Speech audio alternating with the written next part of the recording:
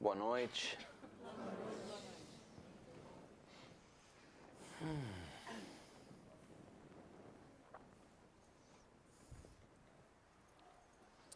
Para mim, por um lado, é uma surpresa estar hoje aqui. Com muita alegria. Na verdade, foi não muito tempo atrás, um mês atrás, menos que isso, fui convidado para um evento aqui em São Paulo.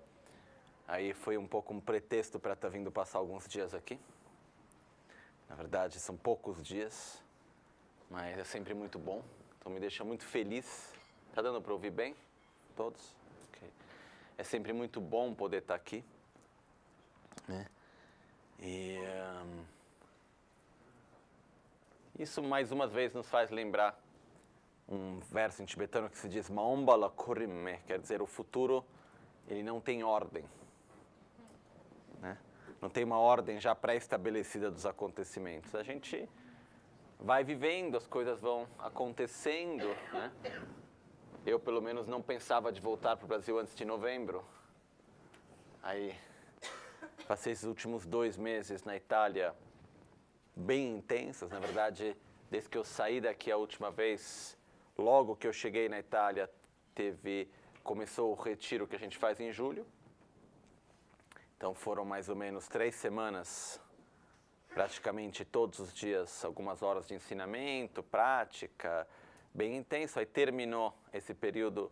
Nesse período a gente comecei a ensinar um texto muito bonito, que eu queria até explicar uma pequena parte dele hoje, um desses dias de qualquer maneira, que é um texto no qual Lama Tsongkhapa, que foi o fundador da nossa tradição, há 600 anos atrás, mais ou menos, ele escreveu um texto no final da vida dele, que ele chama Perguntas Excelentes Feitas com uma Boa Motivação. No qual ele vai lá e ele coloca perguntas e ele fala, muito bem, se você for um praticante espiritual budista, independentemente da tradição que você faça parte, se você souber responder bem essas perguntas, você é um bom praticante e eu me prostro perante ti. Caso contrário, melhor você estudar mais. Melhor você ir lá, tem que estudar, tem que procurar melhor, quer dizer que você não está bem no seu caminho. E ele coloca várias perguntas e ele pede na época que mandassem respostas. E a única pessoa que manda as respostas oficialmente são algo como 3 ou 4 séculos depois. Que é um mestre chamado Panchen Losang Chökyi Gyaltsen, que escreve um texto no qual ele dá as respostas, em verso. Ele coloca as respostas. Então a gente teve a oportunidade de eu receber esses ensinamentos no Tibete alguns anos atrás. Eu sempre gostei muito desses 2 textos. E então eu tive a oportunidade de pedir para que ele fosse traduzido do tibetano para o inglês. Então a gente teve a oportunidade de começar a ler esse texto junto, explicar ele e tal, que foi muito legal. Então, durante o mês de julho, comecei a explicação desse texto, das 60 perguntas, acho que a gente viu as primeiras 20, alguma coisa assim. E é um texto muito, muito legal, porque ele nos mostra, ele vai nos guiando através das perguntas, junto com as respostas, que é essencial ter as respostas também, porque senão eu vou dar as minhas respostas, quem sabe se está certo ou está errado. Pelo menos a gente tem uma referência. E vai nos mostrando exatamente o processo dentro do budismo que a gente tem que seguir mesmo no nosso caminho. É bem interessante. Então eu tive a explicação desse texto. Aí, quando terminou isso, final de julho, aí eu fui para a Espanha, porque está sendo feito a sala de meditação do centro que tem lá na Espanha. Estão fazendo o processo de colocar as pinturas dos mandalas no teto, fazer as pinturas nas paredes. Então esse é um trabalho que eu faço. Então eu tive que ir lá para medir tudo, organizar tudo, tal. Passei alguns dias trabalhando lá. Aí voltei para a Itália e 2 dias depois começou o retiro de Guia Samadja, que foram mais 3 semanas de retiro, umas 12 horas por dia no Gompa. Aí foi, nesse período, sem ensinamento, só prática, 4 sessões por dia. E nos últimos 10, 12 dias, aí eu comecei a fazer o trabalho para a Espanha de preparar todas as pinturas, que foi bem intenso, e agora estou aqui. Mais ou menos é isso que aconteceu nesses últimos 2 meses. Mas é com muita alegria estar hoje aqui também. Uma outra coisa também, só passando pelas, entre aspas, formalidades, contando o que eu fiz. E uma coisa que Lama Gante pediu, antes de mais nada, de mandar um grande abraço a todos. Ele está muito bem. Muito bem. tem algumas coisas que eu queria compartilhar um pouco com vocês hoje.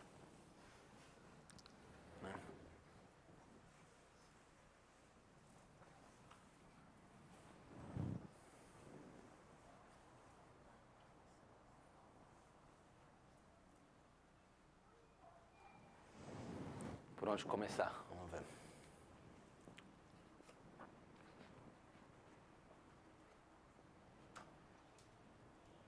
A gente vai ter, nesses próximos 2 dias, a oportunidade de ver com bastante calma o fundamento da filosofia budista, que são chamados os 4 pilares, os 4 selos, como para dizer se algo é um selo de qualidade. Para que algo seja ou não filosofia budista, tem que ter esses 4 selos. Seja na nossa prática, seja no ensinamento, etc. A gente vai estar vendo isso nesses 2 dias, que é um ensinamento, para mim, muito importante. Mas hoje eu queria entrar em outro assunto, que é um pouco... Como posso colocar?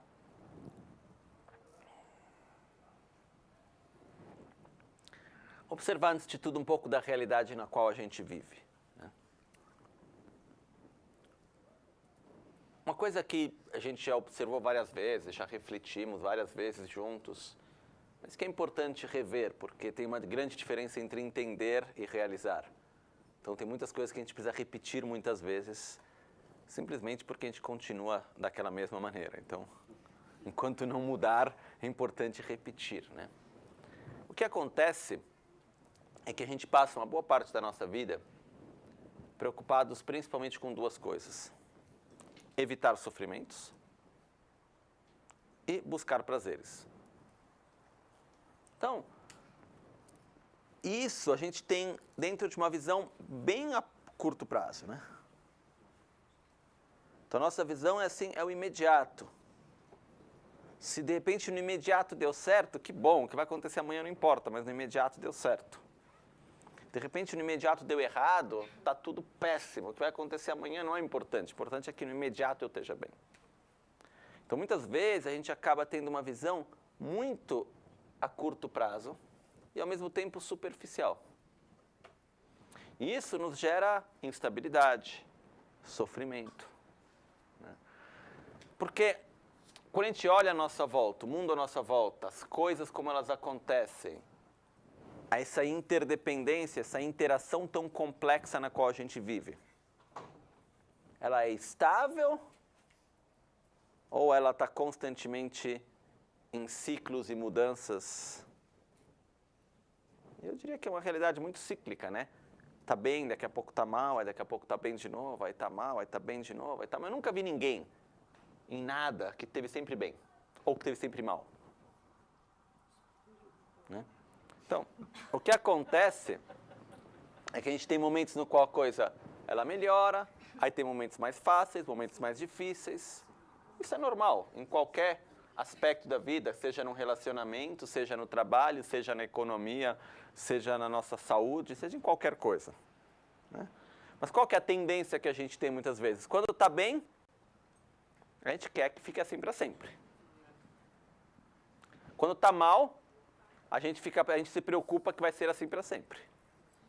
Então, qual que é o comentário que a gente escuta muitas vezes? Quando a pessoa está mal, mas eu não posso viver assim para sempre. Não se preocupe, isso não vai acontecer. Né? E quando a pessoa está bem, mas isso não pode acabar. Ela tem a expectativa que aquilo continue para sempre daquela maneira. Ok? Isso não são as pessoas, somos nós. Né? Uma atitude bem comum que a gente acaba tendo. Então, dentro disso, essa atitude constante da gente tentar, onde tem o prazer, a gente busca, que bom que aquilo está bem.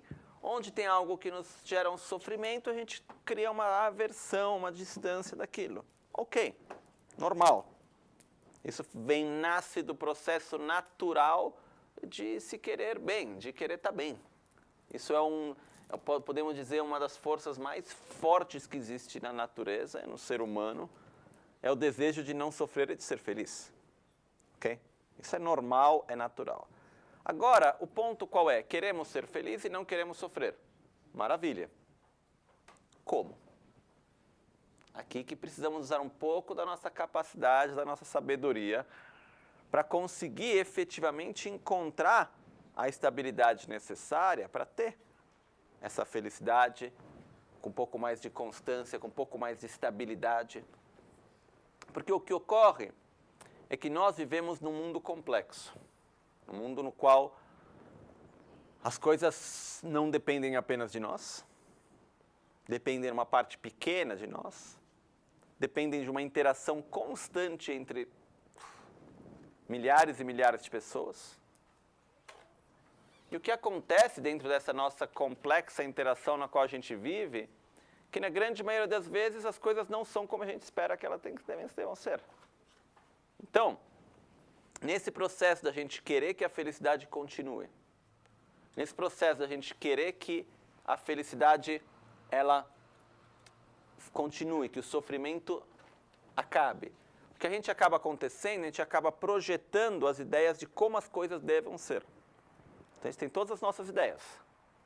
Ah, isso vai ter que ser assim, aquilo vai ter que ser assado. Então, por exemplo, a gente vai começar um relacionamento, uma pessoa que a gente conhece, a gente vai começar um novo trabalho, a gente vai começar qualquer coisa. A gente começa aquilo como um papel branco, esperando e aberto para o que vier, ou a gente já tem toda a nossa expectativa? Expectativa, né? A gente tem toda a nossa projeção. Ah, então eu estou chegando nesse lugar, essa pessoa vai ser assim, aquela outra vai ser daquela outra maneira, né? Outro dia, estava conversando sobre um outro assunto que não tem nada a ver com isso, mas eu me lembrei agora, conversando com a minha mãe outro dia. Ontem, né? Foi ontem. Ontem, sei lá. Mas, falando sobre intimidade, aí o comentário que apareceu foi, muitas vezes as pessoas ficam chateadas, talvez porque elas não recebem a intimidade que elas gostariam de ter com ou a outra pessoa. Aí o que eu disse e o problema é que muitas vezes quando a gente dá a intimidade, aí ela fica chateada porque a gente não é da forma como ela acha que a gente deveria ser. Né? Então o que acontece é que é difícil dar certo o negócio muitas vezes. Porque o que acontece é que ou você não faz aquilo que deveria fazer, ou você não é aquilo que deveria ser. Ok? Aí piora um pouquinho mais. Você é aquilo, você fez aquilo que deveria fazer, e você é aquilo que você deveria ser. Que bom. Só que eu não sou permanente. Daqui a pouco eu quero que você seja algo diferente daquilo que você é. Só que você não está se transformando na mesma velocidade, da mesma maneira, da mesma direção que eu. Então, daqui a pouco, você não é mais do jeito como deveria ser. Okay? Mas o fato é que isso não acontece apenas com as pessoas, mas com tudo. A gente constantemente vive através da nossa projeção de como as coisas deveriam ser. Isso tem que ser desse jeito, aquilo tem que ser daquele outro. Só que é cansativo, né? Muito cansativo. A gente olha, quando algo não vai do jeito como a gente acha que deveria ser, a gente fica chateado, a gente se sente, muitas vezes, como eu posso colocar, vítima. Como que isso é desse jeito, aquilo não é daquele outro, isso não deveria ser assim, aquilo não deveria ser daquele outro jeito, etc. E se a gente observa, existe um nível muito alto de reclamação, generalizado. Ou não? Assim, para mim me parece, eu não gosto de reclamar, acho a coisa mais chata da vida ficar reclamando, mas olhando à minha volta, ou sou eu que sou sensível demais à reclamação, ou tem muita reclamação? Faz parte ou não? O hábito de reclamar. Está aí, né? E isso se soma ao hábito que a gente tem que conversar de alguma coisa. Porque a gente não está acostumado a duas pessoas sentar na mesa e ficar em silêncio. Tem que falar de alguma coisa. Quando não tem o que falar, o que faz? Procura algo para reclamar. Ok? Então, o que acontece é que mesmo porque tem todo o processo, que no momento no qual eu reclamo de alguma coisa, você também reclama daquela mesma coisa, eu me sinto um pouco melhor porque você está reclamando da mesma coisa que eu estou reclamando também. Então, tem todo um processo que vem junto com isso. Porém, o fato é que a gente acaba cada vez dando mais força, mais peso para a ideia que as coisas não são como elas deveriam ser. Isso vai aumentando cada vez mais a nossa mente da insatisfação. O que acontece, que eu observo, é que o estado da insatisfação, ele não depende de algo específico. A insatisfação, ela não é resultado da falta de algo.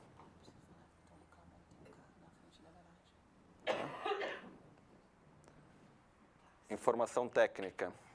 Tem um carro na frente da garagem, placa FCB 2968. Não, sério, que precisa tirar, senão vai chegar um guincho daqui a pouco aqui. Alguém aqui é um táxi, mas disse que parou aqui a pessoa é um táxi. Já facilitou. Alguém tem táxi aqui? Fechou o táxi. Carro que eu não sei a placa, Não, então é táxi que parou, então tudo bem, podemos voltar. Então, o que acontece é o fato que, quando a gente entra com o hábito, as coisas mais difíceis de mudar na nossa vida são os hábitos, né? E muitas vezes até se fala, tem nos textos, se fala sobre hábitos da mente, hábitos do corpo, nos sutras e tal. Tem até um sutra lá no qual Buda fala sobre os hábitos físicos e fazia o exemplo de um arhat, que era um monge que já saiu do ciclo do sofrimento, já eliminou a ignorância e tudo assim. Mas ele falava, mesmo tendo isso, o hábito dele do jeito de andar, ele tinha um jeito de andar meio se balançando muito. E o monge, a princípio, tem a atitude de andar olhando para baixo, tem todo um comportamento. E esse monge, ele não conseguia. Ele tinha um jeito de andar meio se balançando todo. E falava, mesmo depois que ele eliminou a ignorância, tudo, atingiu as realizações, ainda andava desse jeito. Esse é o poder da familiarização, poder do hábito, né? Então, o que acontece é que nós temos hábitos, por exemplo, da insatisfação. E esse hábito da insatisfação, ele é algo que não importa o quanto que a gente está fazendo, como as coisas estão indo, tem uma hora que algo tem que estar fora do lugar. Então a gente está lá, está tudo bem, está gostoso, está legal, que ótimo, que bom. Aí daqui a pouco, alguma coisa tem que estar fora do lugar. Então aí começa vindo aquela coisinha assim, tá bom, mas... porém, isso, se fosse desse jeito, e por que isso é assim, mas aquela coisa não está assim? E aí isso começa a pegar e tomar espaço. O que a gente faz muitas vezes, a gente dá espaço para esse hábito da insatisfação. E é claro que a gente pode justificar o que a gente quiser, né? Daqui a pouco, sim, mas começa com uma insatisfação meio que vazia, sem uma verdadeira razão. Daqui a pouco a gente já tem toda a explicação para ela. E somos a vítima perfeita. Que o mundo à nossa volta está errado e por isso que eu estou insatisfeito. Né? Aí daqui a pouco resolve aquilo. Aí o que acontece? Volta a insatisfação de novo. Primeiro é por uma coisa, depois acaba sendo por outra. Isso acaba, de uma forma ou outra, devagarzinho, se tornando um hábito mesmo. Né? E faz com que dificilmente a gente consiga relaxar. Dificilmente a gente consiga parar e viver o momento presente bem, estar de bem com a vida. Por quê? Porque a gente vai acabando criando esses... Como se fosse, como eu posso dizer? Se a gente está com um problema de saúde, que não importa em que posição eu me sinto ou não estou bem, ok, um exemplo de uma piada de criança. Okay? Tem aquela piada da criança, piada de criança bem pequena, né? Eu contava essa piada, eu tinha o quê? 4 anos, 5 anos, não sei. Você fala, eu vou lá, encosto no joelho, dói. Encosto no braço, dói. Encosto na cabeça, dói. Encosto no ombro, dói. Encosto na barriga, dói. Qual que é o nome da doença que eu tenho? Dor no dedo. Ok? Então, o que acontece? Eu estou num lugar O que acontece? Qual que é a analogia? Estou com a família? Estou insatisfeito. Vou para o trabalho? Estou insatisfeito. Estou sozinho? Estou insatisfeito. Estou em companhia? Estou insatisfeito. Tenho o que eu quero? Estou insatisfeito. Não tenho o que eu quero? Estou insatisfeito. Não importa onde vai, estou insatisfeito. Qual que é o problema? A minha própria insatisfação. E não as situações na qual eu me encontro. E o mesmo acontece do contrário. Se meu dedo está bem, eu posso encostar em qualquer lugar, não vai doer. Então, eu conheço pessoas que quando você vê muito claro isso, quando a pessoa está bem com ela mesma, está satisfeita, aí tudo bem, pode até ter situações difíceis, mas ela acaba lidando de uma forma legal. A gente consegue lidar de uma forma boa, porque a gente está bem com aquilo. O que é importante que eu quero trazer são dois aspectos. Um, entender que nós funcionamos através dos hábitos que a gente tem. Então, o que acontece?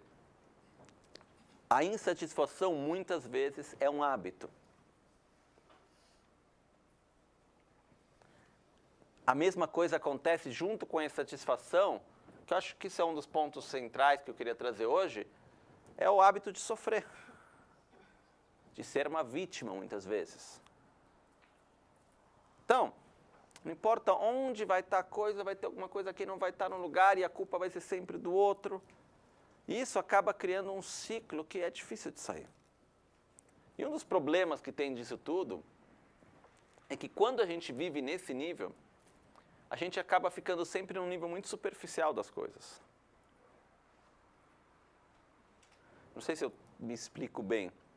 Porém, o que acontece é que para que a gente consiga verdadeiramente fazer mudanças mais profundas, a gente tem que ir um pouco além dos probleminhas superficiais, das pequenas dificuldades.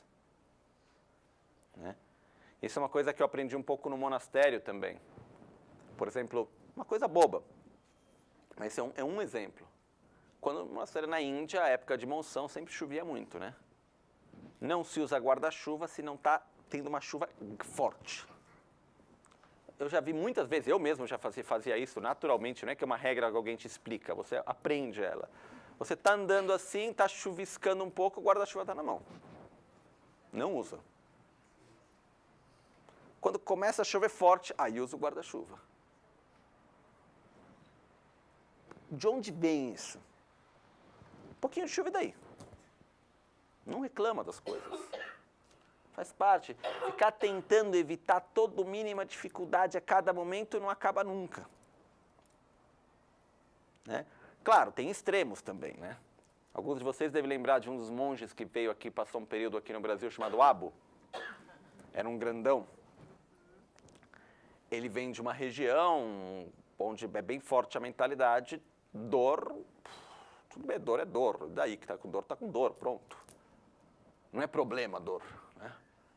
Tem um período, uma vez que ele estava lá na Itália, no centro, estava com dor. Aí você vê a cara dele que ele estava sentindo dor. E ele nem aí. Aí ele foi lá para uma pessoa e falou que estou com um pouco de dor de barriga, tal. Dá um remédio para dor de barriga. Ele continuou, aí chegou mais no final da noite, assim, da tarde, ele foi lá para os outros monges e falou, olha, eu estou sentindo muita dor, eu vou dormir com outro lugar para não incomodar vocês durante a noite porque eu estou gemendo de dor. E pronto. Estava com apêndice. Quando chegou no hospital, que a gente forçou, a gente chamou a ambulância, porque ficou muito preocupado vendo ele suando. Ele numa boa, tô com dor. E daí, a dor tá aí. Aí no final, o médico disse, operou de emergência, falou que mais meia hora teria morrido, provavelmente. Então assim, já tinha estourado tudo, não sei o quê. Então, isso é o extremo do extremo. O outro extremo é no qual a gente fica reclamando de qualquer coisinha.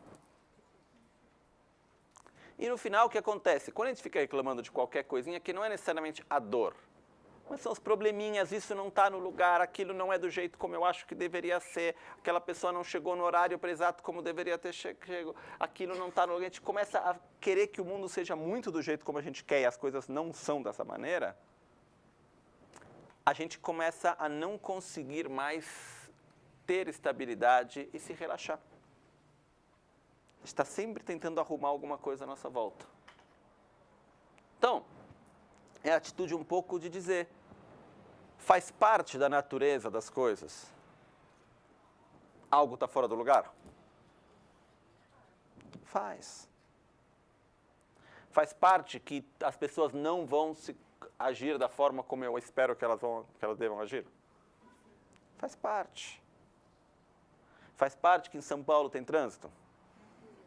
Faz parte. Tem coisas que tem uma hora que a gente relaxa e usa a nossa atenção, o nosso espaço interior para aspectos mais profundos e importantes. Ok? Então, o que acontece com isso? No momento no qual eu não gasto o meu espaço, porque a gente tem um espaço e um tempo relativo, né? Um dia é feito de 24 horas. Queira ou não queira, o espaço que a gente usa, ele é... Como se tem limite. No momento no qual eu fico me preocupando muito com uma coisa, aquilo fica ocupando um espaço na minha mente. Espaço que eu não estou usando para outra coisa. Então, o que acontece? A gente, estou tentando resumir um pouco, mas o que me parece é que a gente ocupa um espaço muito grande na nossa vida em tentar fazer com que as coisas sejam da forma como a gente quer, em reclamar que as coisas não são da forma como a gente acha que elas deveriam ser. E muitas vezes, simplesmente ocupando espaço da nossa vida com coisas que não têm muito sentido. Por exemplo, a vida dos outros. É sério. Se todo respeito por todas as outras pessoas.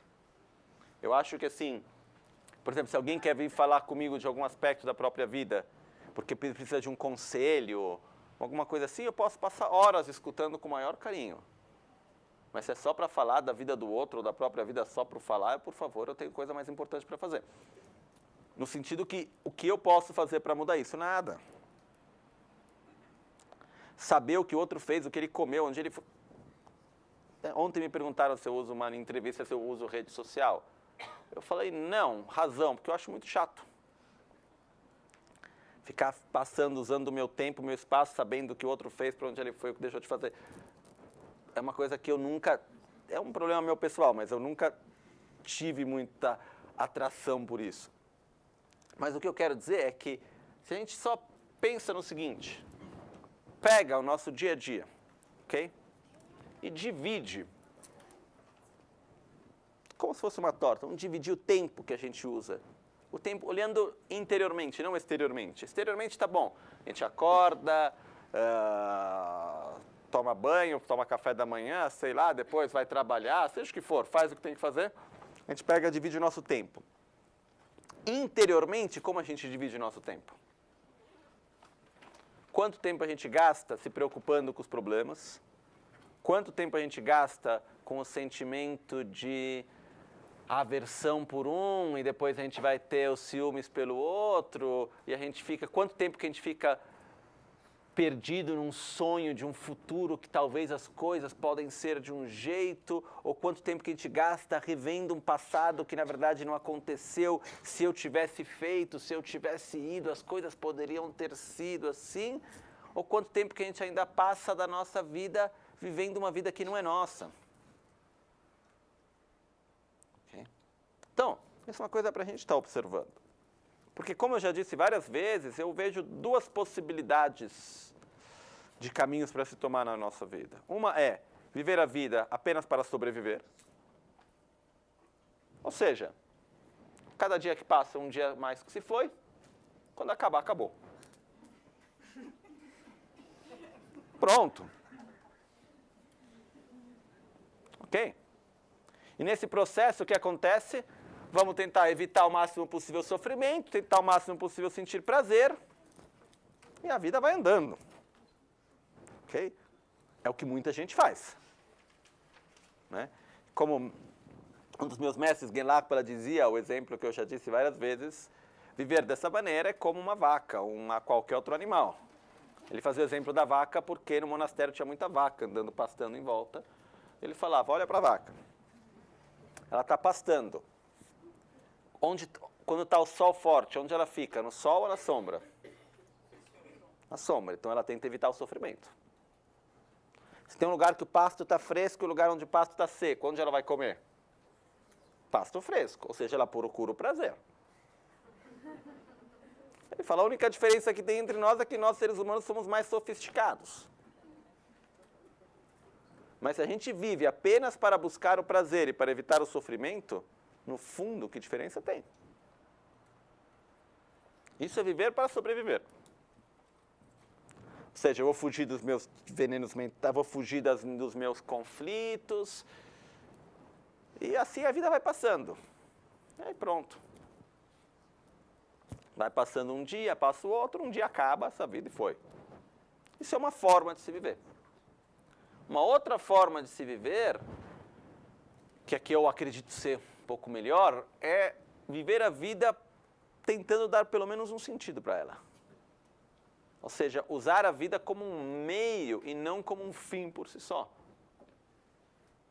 Eu tenho essa oportunidade aqui, o que eu vou fazer com ela? E quando a gente fala sobre fazer esta vida uma vida significativa, dar um significado para essa vida, dar um sentido para a vida, o sentido ele ocorre em duas direções. Ou melhor, são duas coisas, de uma certa maneira, que a gente precisa fazer para dar sentido à vida, que vão juntas. Uma é se tornar uma pessoa melhor, um ser melhor, ou seja, ter mais paciência, mais equilíbrio, satisfação, harmonia, amor, compaixão, paz, alegria. Menos raiva, menos ciúmes, inveja, arrogância, apego, etc, etc. Ou seja, se tornar uma pessoa melhor, interiormente, exteriormente. Isso, exteriormente quer dizer nas nossas ações, interiormente nos nossos pensamentos e emoções. Isso é um dos objetivos primários. E o outro que vai junto é dar algo para a sociedade, para o mundo, para os outros. Então, eu faço dessa vida uma vida significativa no momento no qual eu uso os recursos que eu tenho, que é o tempo, o corpo, a mente, o meio ambiente, a interação que eu tenho com as pessoas no meu dia a dia. Eu uso tudo isso que eu tenho para quê? Para me tornar uma pessoa melhor e para ser de benefício aos outros. Quando a gente consegue fazer isso, a gente faz com que essa vida se torne uma vida significativa. Então, o que ocorre? Ocorre que nesse contexto, qual que é o nosso objetivo? Ser uma pessoa melhor. Ter mais paciência, amor, compaixão, generosidade, viver em paz com a gente mesmo, com os outros. Diminuir aquilo que são essas emoções negativas que a gente tem. Ajudar os outros que estão à nossa volta. Esse é o nosso objetivo. Se a economia está indo bem, se a economia está indo mal, eu nunca vi na história da humanidade um momento no qual a situação econômica, material sempre cresceu.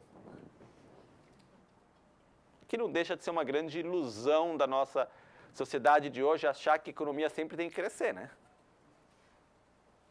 Uma vez um amigo que trabalha no mundo da economia e tal, ele me deu a definição de economia segundo, quando a gente estuda na universidade, economia mesmo, qual que é a definição de economia? Completamente loucura, mas não no sentido que o que eu vou dizer está errado, mas é uma definição que eu acho meio louca. A definição de economia é a ciência que faz com que recursos finitos possam satisfazer os desejos infinitos do homem. Ok? É a ciência que faz com que recursos finitos possam satisfazer os desejos infinitos do homem. Ela tem uma sabedoria na definição que já mostra que os desejos são infinitos. E tem uma ignorância porque diz que vai tentar satisfazer com recursos finitos algo que é infinito. Então, não funciona. Ok? Porém, a gente vive num mundo no qual tem essa ideia que a economia sempre tem que crescer, etc, etc, etc. Mas não estamos aqui para falar disso. O que acontece é o seguinte, se o meu objetivo na minha vida é ter mais estabilidade, paciência, equilíbrio, amor, abrir o meu coração cada vez mais para as pessoas, se meu objetivo é viver em harmonia comigo mesmo e com os outros, ajudar as pessoas que estão à minha volta a crescer espiritualmente, eu posso fazer isso com a economia indo bem, posso fazer isso com a economia indo mal.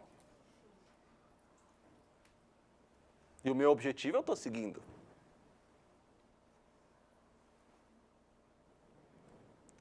Então, eu posso fazer isso no momento no qual eu estou com saúde ou no momento no qual eu estou doente.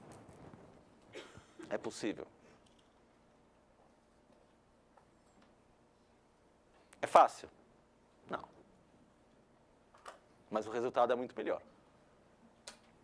O que acontece é que a gente muitas vezes, como eu posso colocar? Não é óbvio o que eu vou dizer, mas a gente cria, como eu posso colocar? Como âncoras ou pilares na nossa vida, coisas onde a gente acaba se apoiando para dar a nossa estabilidade. Então tem o aspecto da nossa própria identidade mesmo, tem o aspecto econômico, tem o aspecto de como as pessoas nos veem, tem os relacionamentos à nossa volta, tem a situação física, tem a nossa aparência, tem várias coisas que a gente acaba criando à nossa volta, uma zona de conforto mesmo. De repente, quando algo não é mais da forma como a gente acha que deveria ser e aquilo sai da zona de conforto, aí a gente entra em crise muitas vezes. Não porque a gente está numa situação muito difícil, mas porque as coisas não são mais da forma como a gente acha que deveriam ser e saiu da nossa zona de conforto. Mas aqui a pergunta que me vem é, qual é o nosso verdadeiro objetivo? Porque se o objetivo que eu tenho na minha vida é amar, é desenvolver sabedoria, né? No budismo a gente tem 3 principais objetivos: amar a si mesmo, amar ao próximo e ter uma correta visão da realidade. Se esse é o meu principal objetivo e agir diante disso, muito bem, as coisas podem ir de um jeito, podem ir de outro, mas eu vou continuar nesse caminho. E alguém poderia me dizer, mas isso é fácil quando está tudo bem. Quero ver quando você perde o trabalho, quando as situações estão assim por diante. Eu conheci muitas pessoas que perderam o próprio país, que perderam tudo aquilo que tinham como referência de qualquer estabilidade, e continuaram seguindo com muita alegria o próprio caminho. Quando teve toda a situação em 59, que os tibetanos saíram do Tibete, etc., não foi nada fácil. Genlakpala, um dos meus mestres, ele me conta, naquele momento ele pegou, tinha que escapar, de repente, da noite para o dia, tinha que escapar. Aí ele pegou, simplesmente o sapato, ele tinha que se vestir não de monge, porque era perigoso fugir como monge. E no Tibete, o tipo de sapato de monge usava um sapato diferente, uma bota um pouco diferente. Ele tinha uma bota de leigo, só que não cabia direito no pé dele. Ele colocou aquela mesma, andando quilômetros com aquela bota que não cabia direito no pé. No inverno do Tibete, aí vai lá e pegou a única coisa que ele tinha, de todos ele pegou um livro que era sobre a correta visão da realidade. Gelotson Capa amarrou em volta, livro tibetano, são aqueles bem compridos assim, aí ele amarrou em volta assim, pegou uma roupa qualquer e foi. Depois de dias andando, chegou na Índia, não tinha absolutamente nada, totalmente perdido. E ele fala que os próximos 10 anos da vida dele foram entre os melhores anos que ele já viveu. Onde materialmente não tinha absolutamente nada, no sentido que dormir era deitar em qualquer lugar e soltar o cinto. Não tinha cobertor, não tinha travesseiro, não tinha cama. Comer era comer aquilo que era dado, que era um arroz, só que por causa da corrupção e de todo o resto, quando o arroz chegava para eles, já chegava um arroz velho, cheio de vermes, fezes de rato. Era uma coisa assim, bem difícil. 80% dos monges que moravam lá estavam com tuberculose. Uma situação bem difícil. E todas as pessoas com quem eu conversei que viveram aqueles anos lá, foram alguns, disseram que foram anos maravilhosos. Mas como assim? Vocês passavam a vida lá o dia inteiro, mal tinham que comer. Era difícil mesmo. Tratamento médico não existia. Já começou assim na época e por anos depois eles tinham que fazer tratamento de tuberculose. Então, umas injeções que tinham que fazer, e não é que tinha seringa para todo mundo, né? Então, eles pegavam a mesma seringa para cada um, tem uma hora que eu perdi o fio, né?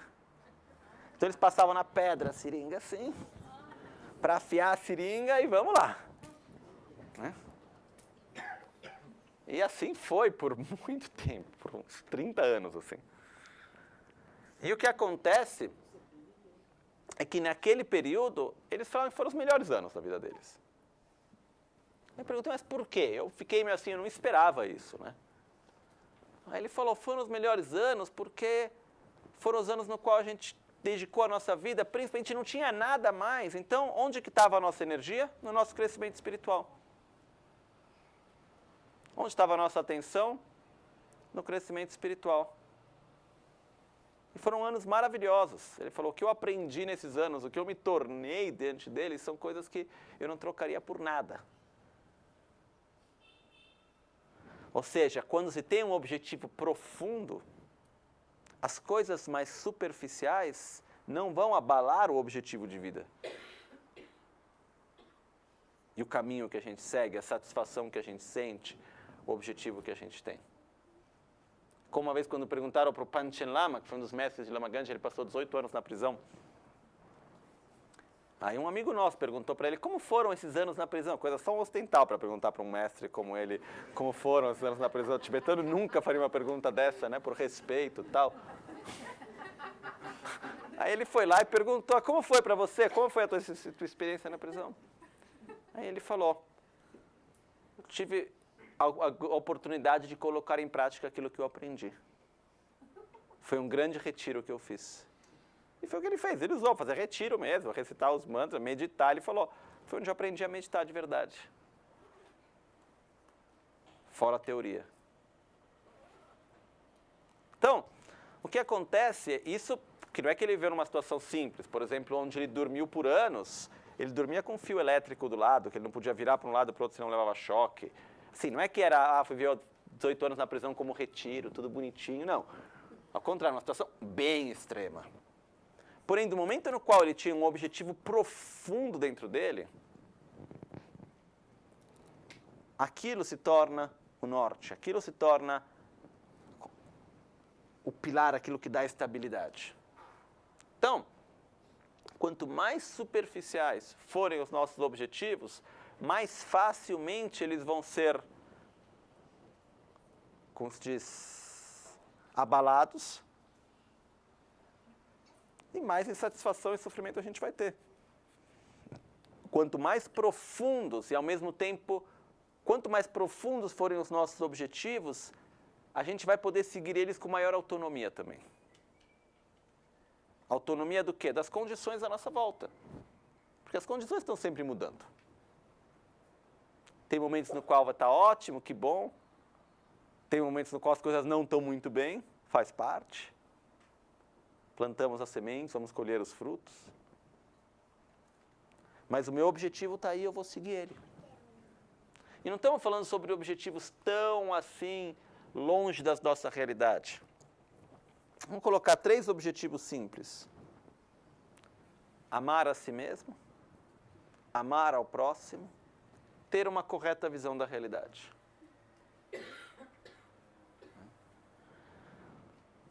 Amar a si mesmo quer dizer fazer aquilo que nós sabemos que nos faz bem e abandonar aquilo que sabemos que nos faz mal.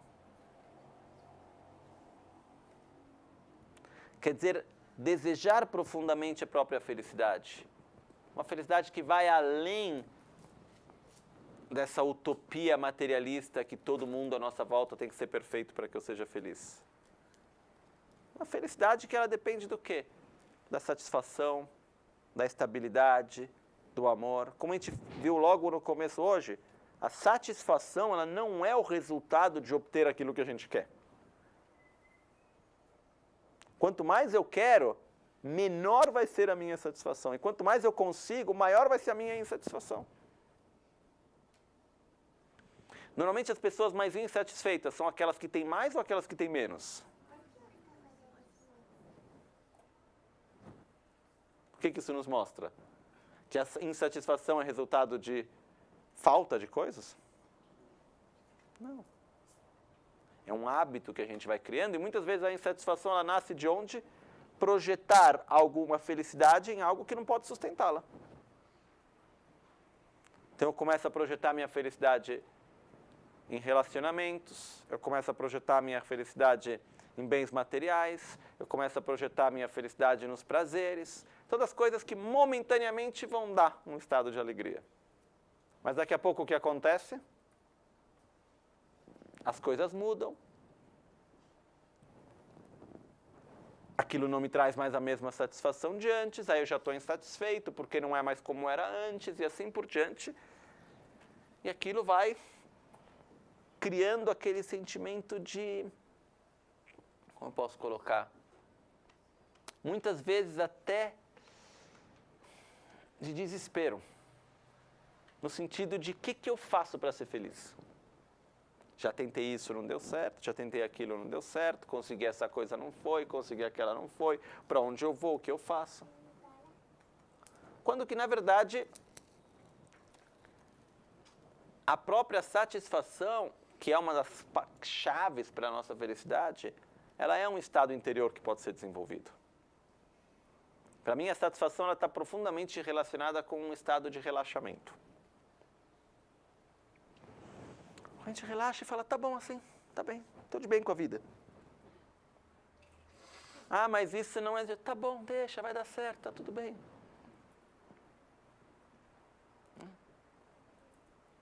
Então, um exemplo bobo qualquer.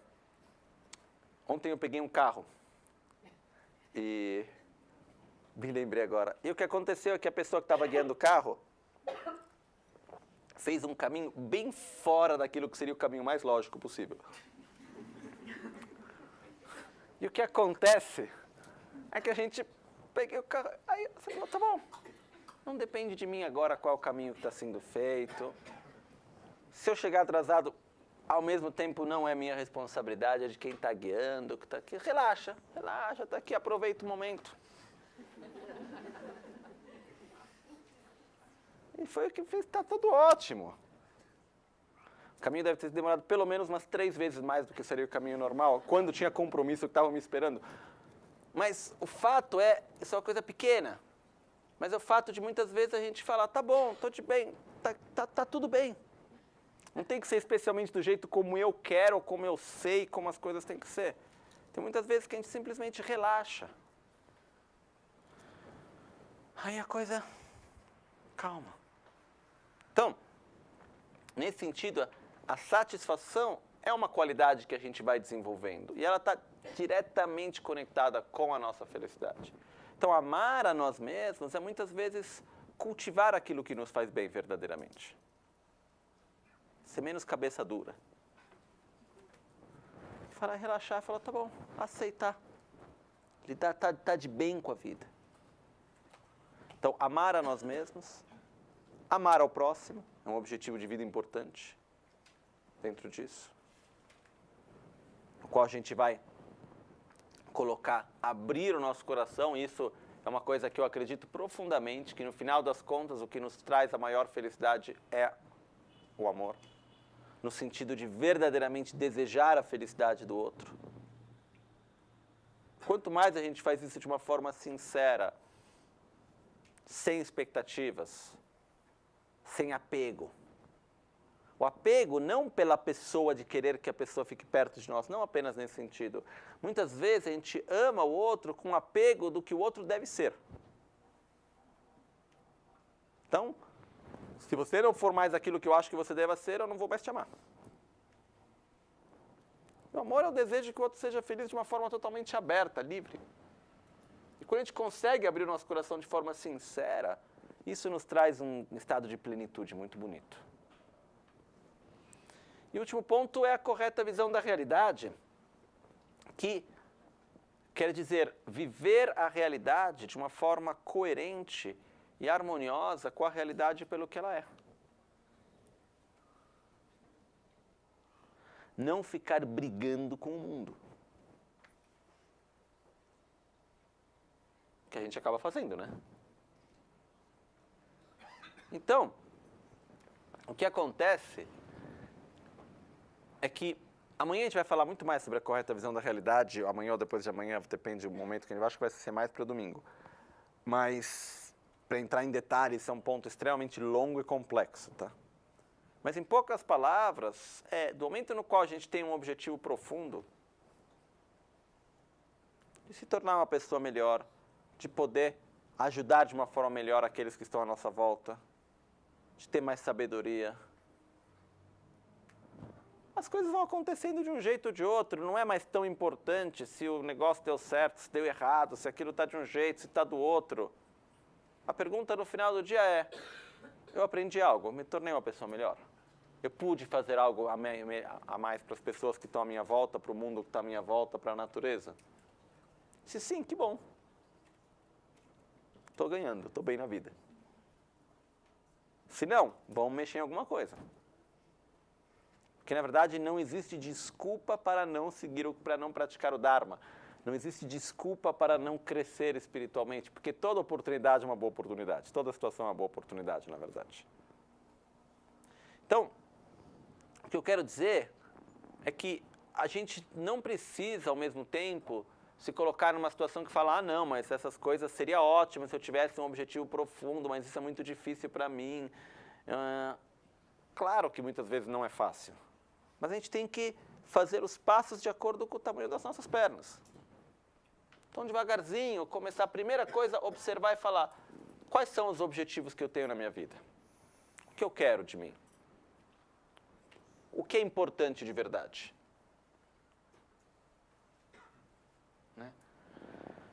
E aí a gente vai um pouco direcionando isso.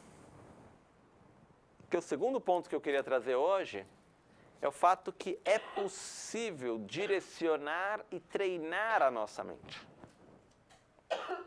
Não é uma coisa que vem espontânea, mas é possível treinar. Isso é uma coisa no budismo muito importante, né? Acabei de vir agora desse período de retiro, no qual a gente pega a mesma prática de meditação, repete 4 vezes por dia, horas todos os dias. Durante anos, muitas vezes. Para quê? Para estar direcionando a mente. A mente, no que a gente dá constância nela, devagarzinho aquilo vai se tornando mais estável. Amar a si mesmo, amar ao próximo, a correta visão da realidade e muitas outras coisas, a gente vai gradualmente nos direcionando e fortalecendo a nossa mente nessa direção. E o mais legal para mim é que muitas vezes, no final de tudo, o importante não é o que a gente fez. Não é se o negócio deu certo ou deu errado. Não é se o relacionamento deu certo ou deu errado. É o que eu me tornei depois disso tudo. O que eu aprendi. O que eu sou hoje. Quando isso é a nossa prioridade, a vida se torna muito mais fácil, eu acredito, muito mais leve por um lado. Né? Porque tira um pouco aquela ilusão, que algumas vezes pode ser um pouco difícil perder essa ilusão, mas o peso que as coisas têm que ser de um jeito ou de outro, e tem que dar certo. Porque no final das contas o importante é o processo. Ou melhor, em outras palavras, qualquer experiência que a gente tiver na nossa vida é um processo. O trabalho que a gente faz, o relacionamento que a gente tem, os lugares que a gente vai, as pessoas que a gente encontra, as situações que a gente vive, tudo isso é um processo. São todas influências que a gente vai tendo. Se a gente para pensar no nosso passado, quantas coisas já aconteceram na nossa vida? Quantas pessoas a gente já encontrou? Relacionamentos, esperanças, desejos, sofrimento, né? Coisas que a gente tinha uma expectativa que não se manteve daquele jeito.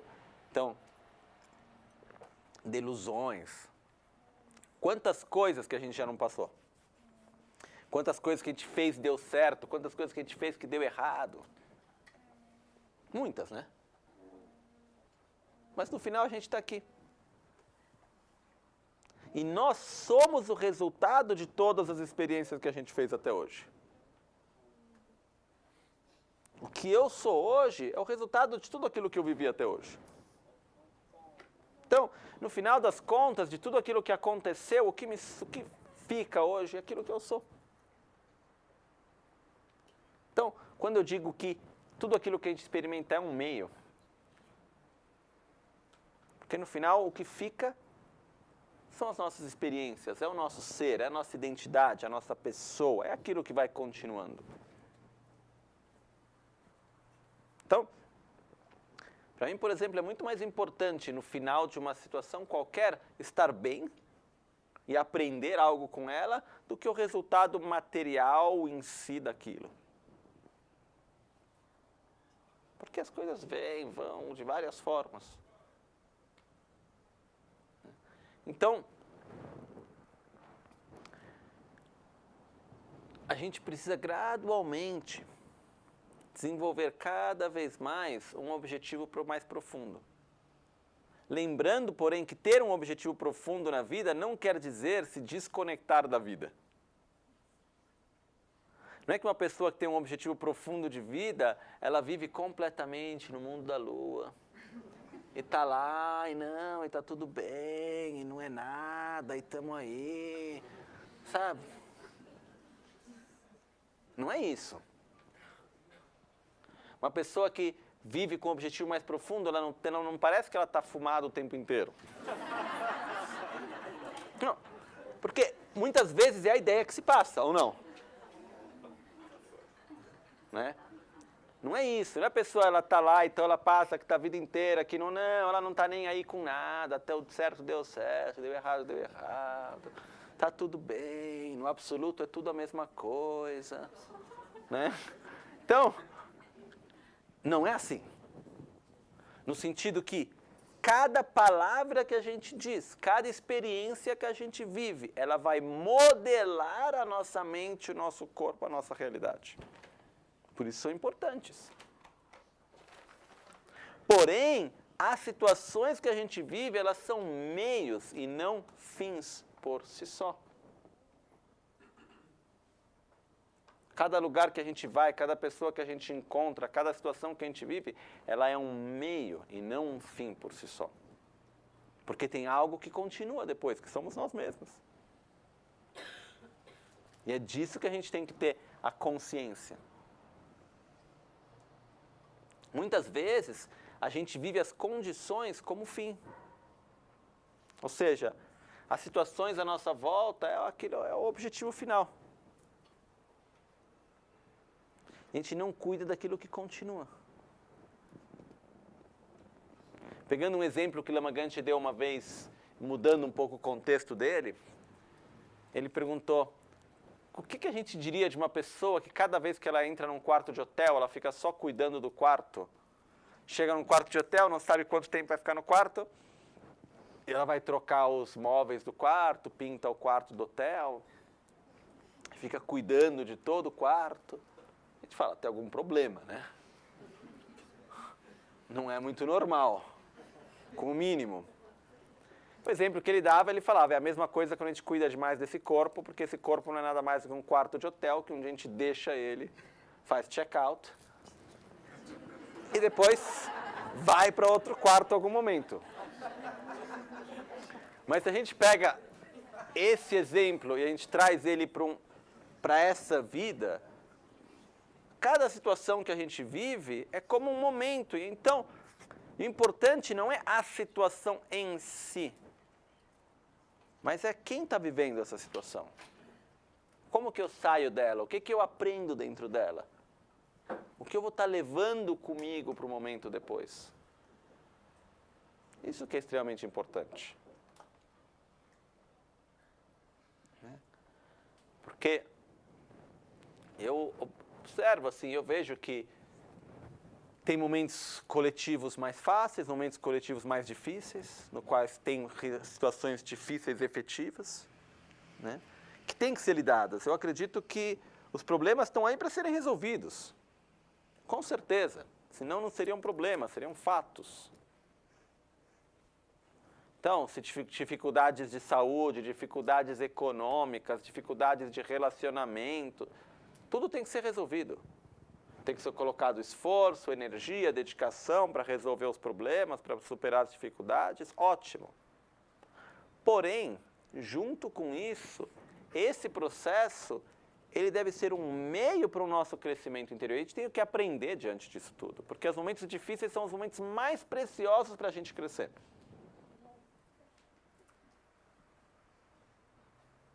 Isso é uma realidade. Quando a gente passa por uma dificuldade e a gente foge dela, a gente termina uma pessoa mais fraca. Interiormente a gente foge. Quando a gente passa por uma dificuldade e a gente peita ela, e a gente acaba superando ela, a gente termina uma pessoa muito mais forte. Como você pega uma pessoa que já passou por muito sofrimento e muita dificuldade, vai lá, acontece um problema qualquer, fala, isso não é nada.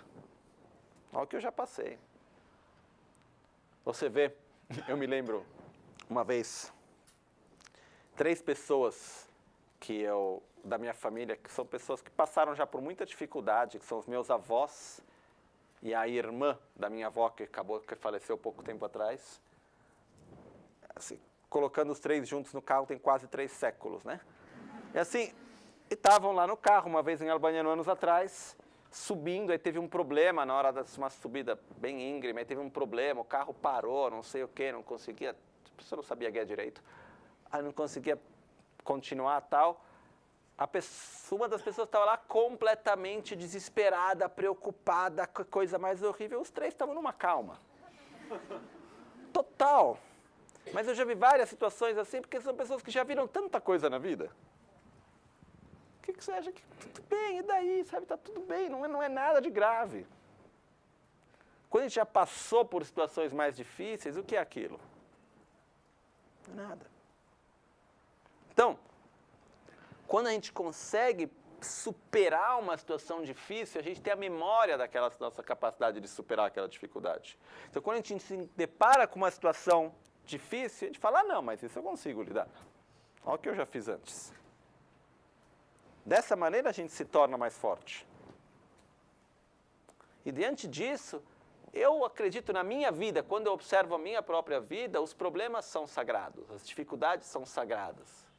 Eu agradeço muito as dificuldades que eu já passei até hoje, que eu ainda passo. Claro, e quando a gente está passando, a gente prefere que ela não aconteça, com certeza. Mas quando a gente vê o processo que a gente teve através dela, aquilo que a gente aprendeu, tem várias dificuldades. Pouco tempo atrás, estava conversando com o Lama Ganchen, agradecendo ele por um entendimento que eu tive, e que veio através de um processo nada fácil.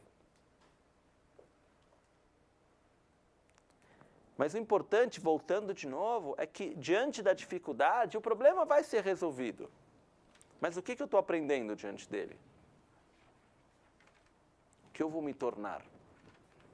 No momento que essa é a nossa prioridade, a gente acaba lidando mesmo com os problemas de uma forma mais leve. Né? Então a gente vive agora um momento no qual tem uma crise econômica, por exemplo. Que, claro que tem 1000 dificuldades e problemas que vêm através disso. Eu não estou aqui para diminuir as coisas e falar, não é isso. Porém, se a gente tiver uma clareza maior de objetivos mais profundos na nossa própria vida, de um sentido mais profundo, a dimensão das coisas muda. Isso é importante. Então, como dizer? O instrumento mais potente que a gente tem na nossa vida é a nossa própria mente. Mais que qualquer outra coisa. Mesmo se a gente parar para olhar num nível bem material mesmo. Os problemas que existem na sociedade são resultados do quê? Da matéria ou da mente do ser humano? Da mente. Se não existisse ganância, se não existisse apego, se não existisse egoísmo, A gente teria os problemas que a gente tem? Não. Então, se a gente para observar, a mente tem um poder muito, muito, muito, muito grande, em vários sentidos. E um deles é o sentido do poder de direcionar a nossa mente para aquilo que a gente acredita. Em tibetano se diz Mönlam. Uma das palavras que eu gosto muito. Mön quer dizer intenção, ok? Desejo, aspiração. Mön. Lam quer dizer caminho. O caminho das intenções, o caminho do desejo, que é a palavra que se usa, que é traduzido como prece, oração. É direcionar a nossa mente para aquilo que nós desejamos. É dizer, como um dos meus mestres, Kyabche Tragon Rinpoche, que já faleceu, dizia, a primeira coisa que devemos fazer para que algo aconteça é desejá-la. É criar o espaço na mente para que aquilo possa acontecer. Se todos nós desejássemos profundamente um estado de harmonia e de paz, aconteceria? Se todos nós desejássemos profundamente que o outro, que o próximo, que o outro, que o todo esteja bem, que o outro seja feliz, a gente viveria numa situação melhor? Não é que necessita de muito, é um desejo. Direcionar a mente. Então, mesmo na nossa própria vida, uma das primeiras coisas que a gente precisa fazer é parar e falar o que eu quero para mim, onde eu quero direcionar, o que eu quero para a minha vida, o que eu desejo. Se eu pudesse ter aqui o gênio da lâmpada que vem e fala, o que você quer? O que eu pediria? Eu me lembro, quando eu era pequeno, aí fazia essa pergunta, o que você vai pedir para o gênio? Eu achava meio chato essas brincadeiras. Mas, aí eu falava, não, eu quero só um desejo, eu não preciso mais de um. Ah, não, tem que ser 3. Eu falei, tá bom. Aí no final eu falava, que todos os seres sejam felizes. Já que tem que ser 3, 1/3, 1/3, 1/3. Mas uma vez que você teve isso, o que mais você precisa? Nada. Mas é o fato da gente, pelo menos, desejar, direcionar a nossa mente, poder imaginar uma utopia para colocar o esforço para ir na direção dela. Isso é uma realidade que eu sinto falta hoje em dia, muitas vezes, em vários campos. Por exemplo, na medicina. A medicina hoje em dia, ela é direcionada principalmente para cuidar da saúde ou cuidar da doença? Da doença, certo? Mesmo nos estudos. O que a gente vai estudar? As doenças e como lidar com as doenças, etc, etc. Quando a gente observa vários aspectos da nossa sociedade, etc., eles são direcionados o quê? A lidar com o problema. Mas se a gente pergunta, o que é um estado de saúde? Eu acredito que, por exemplo, seria muito melhor se a responsabilidade dos médicos fosse de fazer com que as pessoas estivessem num estado de saúde.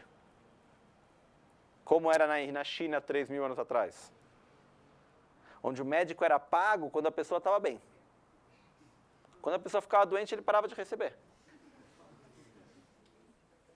É muito mais sábio.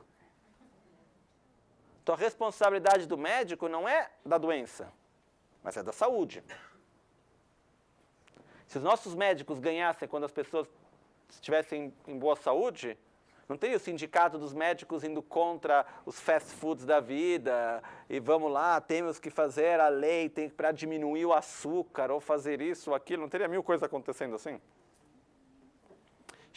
Está chegando o inverno, campanha para comer direito no inverno, para não ficar doente, não sei o que, etc, etc. Ia mudar um monte de coisa. Mas no momento no qual o sistema se baseia na doença, as coisas vão um outro caminho. Mas o ponto é, para nós mesmos, poder... Tudo bem, o sistema é o sistema, mas eu na minha vida, eu quero ficar cuidando da doença ou eu quero viver um estado de saúde? Então, o que é esse estado? Poder imaginar o que é um corpo saudável. Poder imaginar o que é uma mente saudável. Que uma coisa é ter uma doença psiquiátrica. Outra coisa é ter uma mente saudável. Ou melhor, uma coisa é não ter doenças psiquiátricas. Outra coisa é ter uma mente saudável. Ok? Tá certo? Então, o que é uma mente saudável? Né? Uma mente que está de bem consigo mesma, que não está brigando com os outros, que tem um certo nível de satisfação. Então, eu quero desenvolver uma mente saudável? Eu quero. O que eu vou fazer para ter uma mente saudável? Onde que eu consigo me imaginar? Eu quero viver numa situação de harmonia, eu quero estar bem. O que eu desejo para mim? O que eu quero dizer em poucas palavras é a gente poder imaginar aquilo que nós desejamos. No pequeno, seja eu comigo mesmo, nas relações que eu tenho à minha volta e na sociedade como um todo. Poder desejar. Lembrando que a primeira coisa que devemos fazer para que algo aconteça é desejá-lo. Segunda coisa, acreditar no nosso potencial para realizá-lo. Terceira coisa, fazer algo para que aconteça, né? Que é importante. Quarta, dar continuidade a isso. Mas se não tiver o desejo, não anda. Não acontece. Então, é o fato da gente poder verdadeiramente ter um objetivo interior. Ter um objetivo interior no qual a gente coloca com muita clareza o que eu quero. Ok? Uma coisa importante é que eu poderia muito bem pegar aqui e fazer um modelo de objetivo interior e falar, ó, todo mundo siga esse modelo. Só que eu não acredito nisso. Para mim, seria até mais fácil, né? Vai lá, coloca o modelo. Muita gente, a gente adora quando tem um modelo para seguir e não tem que pensar. É o que mais funciona. Né? Por isso, fazer uma religião que a gente vai, de uma certa forma, manipular e dizer, olha, é assim, tudo bem, não tem que pensar, só segue, é fácil. Só que eu não acredito nisso, pessoalmente. Para que a gente siga algo com sinceridade, a gente tem que fazer com que aquilo seja nosso. E não apenas algo que nos foi dito. Então, o que eu peço é que a gente consiga parar. Parar quer dizer, parar das nossas distrações do dia a dia, 1 minuto, de vez em quando, e se perguntar, o que eu quero? Independentemente dos relacionamentos. O que eu quero não, eu quero uma vida gostosa com o meu marido, com a esposa, com os filhos, com a casa, com o jardim, o cachorro. Não, independentemente disso tudo, tá ótimo. Independentemente disso tudo, o que eu quero para mim, independentemente disso tudo? Eu quero satisfação, eu quero equilíbrio, eu quero estar bem comigo mesmo e com os outros que estão à minha volta. O que eu quero?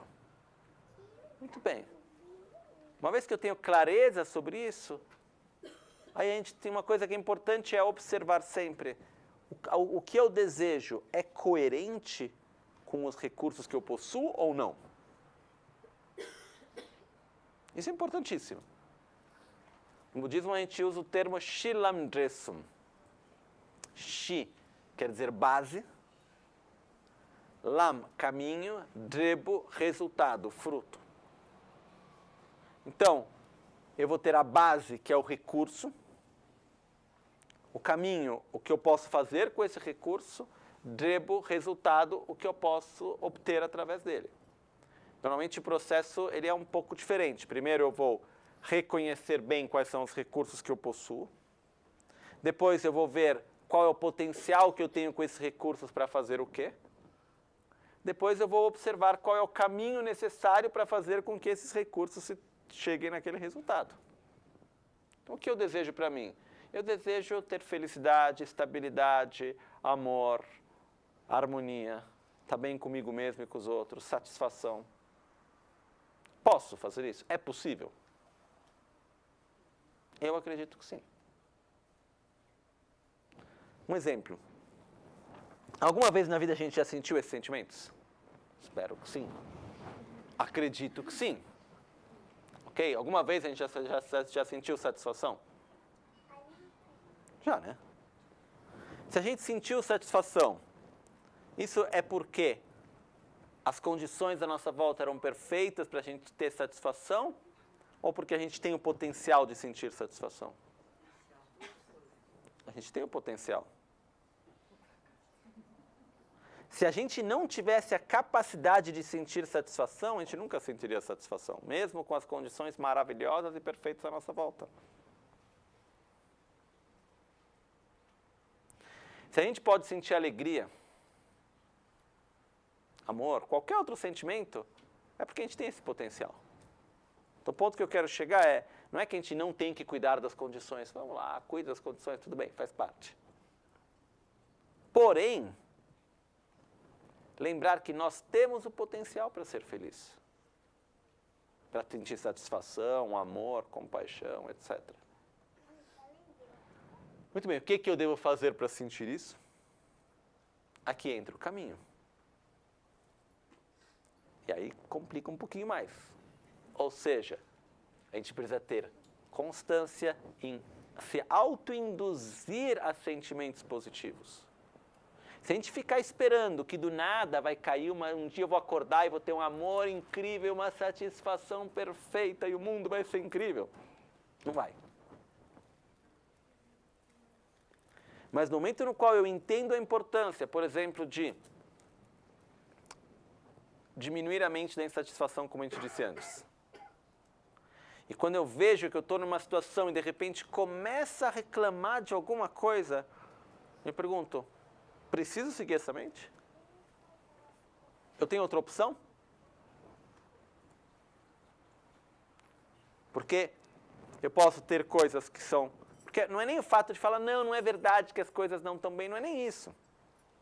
É o fato de perguntar, porque a gente é inteligente até. E a ignorância, ela também é inteligente. Então a gente vai lá, a gente vai dar razões super bem elaboradas do porquê que a gente tem que estar insatisfeito.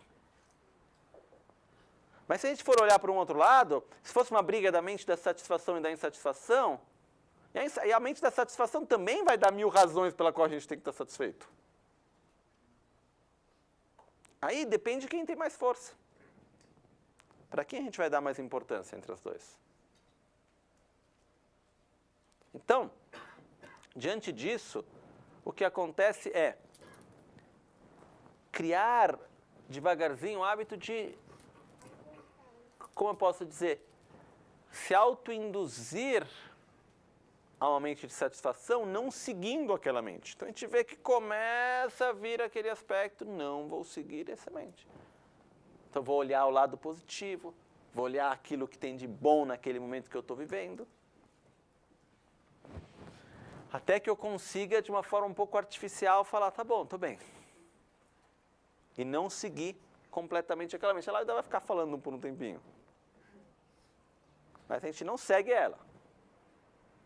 Quanto mais a gente fizer isso, mais fraca essa mente vai se tornar e cada vez menos a gente vai ter essa atitude.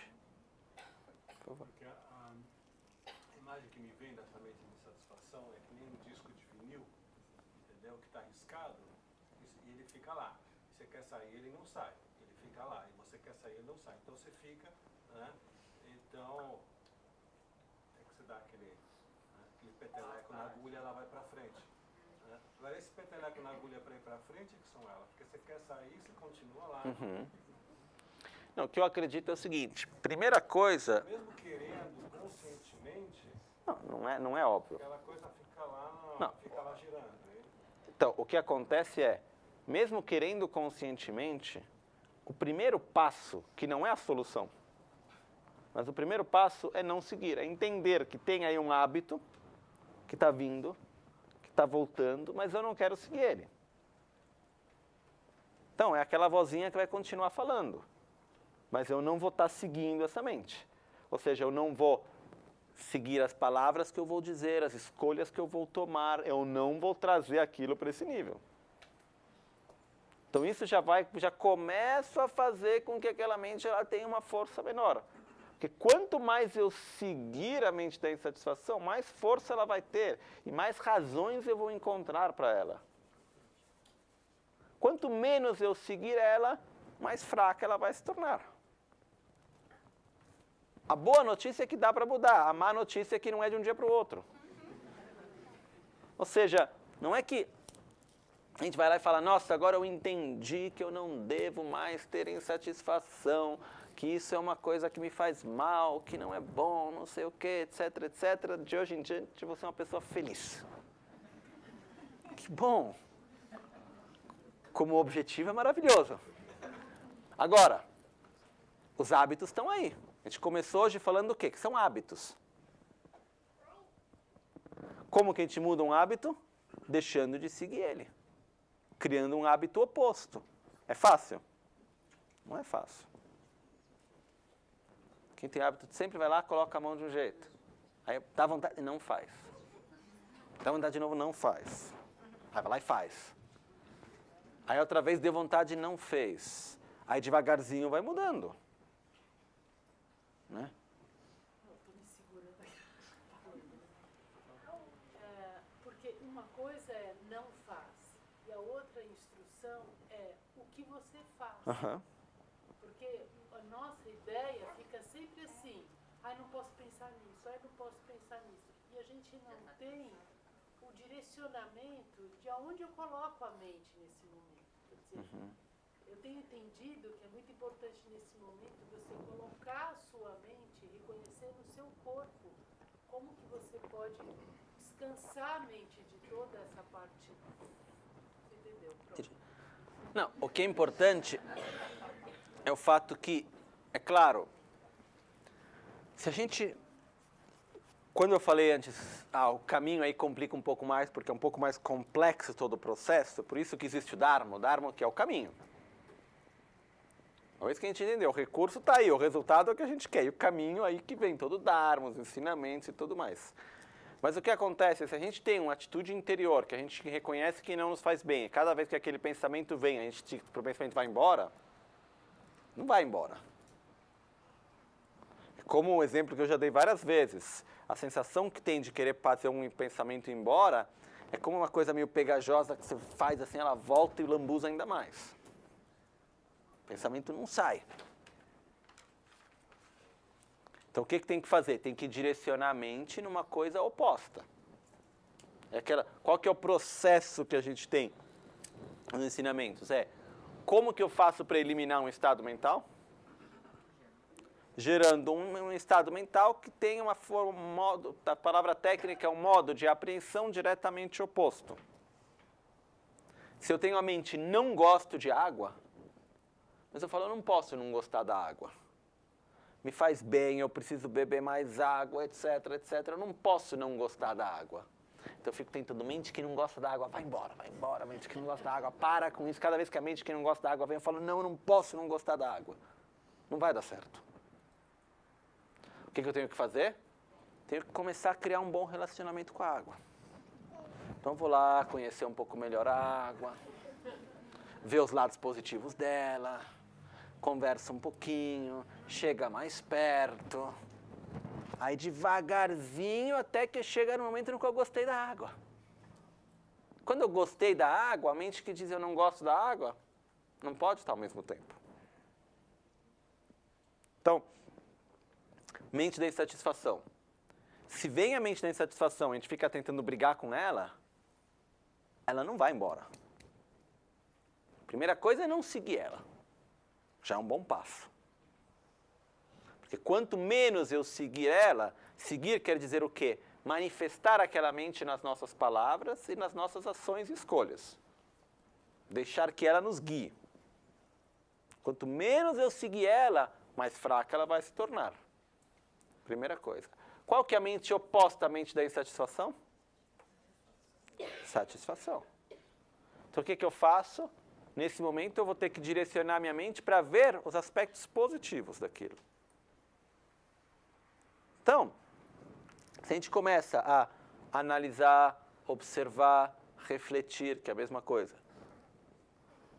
O aspecto positivo, que tem vários, ter experiências que nos levam a experimentar o lado positivo daquilo, naturalmente a mente da insatisfação vai cada vez ter menos força. Isso é importante.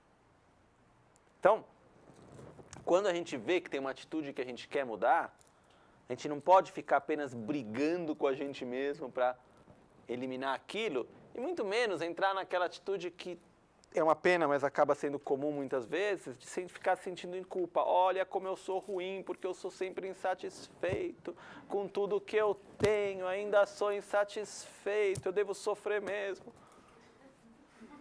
Então a gente entra numa mente de culpa porque a gente está insatisfeito, quando na verdade a gente deveria estar satisfeito porque a gente tem tudo e não deveria ser assim. Aí já está lá, eu estou insatisfeito comigo mesmo porque eu sou insatisfeito. E começa se culpando e entra nisso e não funciona. Funcionasse, que seja bem-vindo, mas não funciona. Então a gente tem que se acolher e dizer, muito bem, com esse recurso que eu tenho, com a energia que eu tenho, vamos colocar numa direção positiva. Porque o negativo eu já conheço. Colocar em outra direção. Então, é um pouco como, uma vez conversando com o Lama Ganchen, ele falou, claro, você vê, está falando sobre umas pessoas, uma situação que tinha, ele fala, não, claro que eu vejo os problemas, claro que eu vejo as atitudes que não são legais, claro que eu vejo várias coisas, porém, eu escolho me relacionar com o lado positivo. Como uma vez um jornalista perguntou para o Lama Ganchen, por que vocês têm tantos amigos? Por que as pessoas gostam tanto de você? Tem tanta gente que gosta de você, por que você tem tanto amigo assim? O Lama Ganchen respondeu, eu tenho muitos e muitos amigos porque eu me relaciono com o lado positivo de cada um. Que é a realidade. Que é uma escolha. Porque ver o lado negativo e ficar preso nisso é fácil. O fato é, com o que eu quero me relacionar. Então, a mesma coisa é com as situações que a gente tem na nossa vida. Com o nosso dia a dia. Vamos olhar o lado positivo e se relacionar com aquilo. É onde eu coloco a minha energia. A gente tem que colocar a nossa energia numa direção oposta daquela que acaba nos gerando sofrimento. O ponto específico que a gente está falando hoje é a insatisfação. Vamos ver o que tem de bom mesmo. Tem muita coisa boa. Muita coisa boa.